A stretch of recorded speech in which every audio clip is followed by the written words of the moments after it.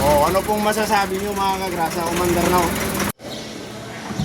Okay, so ayan ang unit po natin ay Nissan na ba? Nissan Orban ba ito? Orban po mga kagrasa. Ayan, bangga. At tignan natin kung anong nangyari sa kahimtang nito. At syempre, bubuksan natin. Ay, ito ang nangyari sa kanya mga kagrasa. Ay, sus. Waskag talaga. Wala yung throttle. Ayan o. Tinanggal yung throttle tapos tanggal lahat yan. Pinagbabaklas po mga kagrasa. Ayan. So ayan, pasok kagrasa. Ayan, so kagrasa at syempre nabaklas po ang pagkatapos ng 5 araw ng pag-order ay dumating na rin, pero ang problema wala yung lagayan ng socket kagrasa, ano? Oo, kagrasa.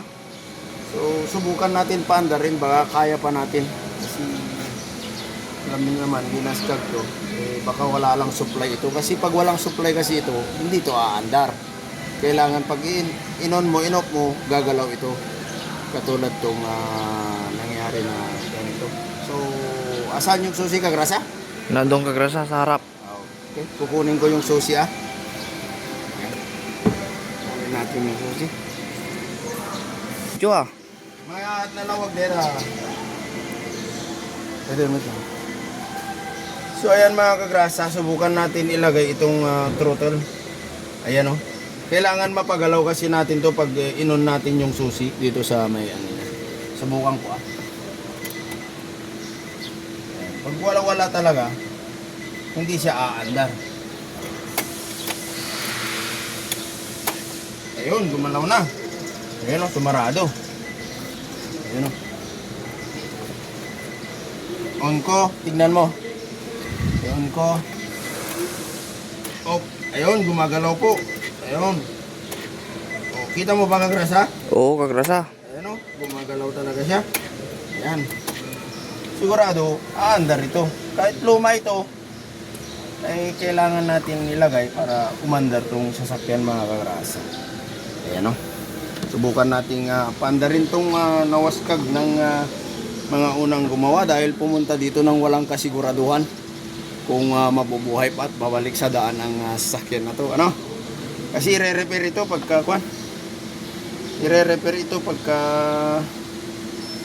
na andar, mare-repair tong engine. Engine, hindi pala engine, yung body niya kasi nakabangga po mga kagrasa. Ano po? Ayan o. Siyempre, lagyan natin ng pandikit kasi ito ay andarin lang. Ang kontrata natin ay andarin lang kagrasa. Oo, kagrasa. Okay, sige. Balik na natin ito. Ayan. Bali, 4 na tornilyo din kagrasa, di ba? Oo, kagrasa. Ayan. Okay. So ayan mga kagrasa, nilagay na natin. Tingnan mo rito. Baka ito lang kasi ang dahilan, kahit dahil hindi siya aandar. Pagka tumunog na yan, ayan. Tingnan mo rito. Pagka tutok mo rito para makita nila. Ayan. Ayan. Pagka gumalaw yan, sigurado aandar ito.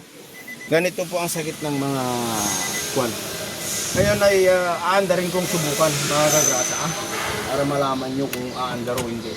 Ayan, pumunta siya sa walang kasiguraduhan kagrasa. Kaya si kagrasa ay babanat na. Ano pong masasabi nyo mga kagrasa? Umandar na.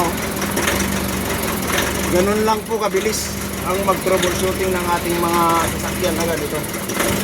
Kailangan talaga ang tiyaga at pag-troubleshooting mga kagrasa. Ayan. Kagrasa always. Yan ang aking tip. Nagpapasalamat.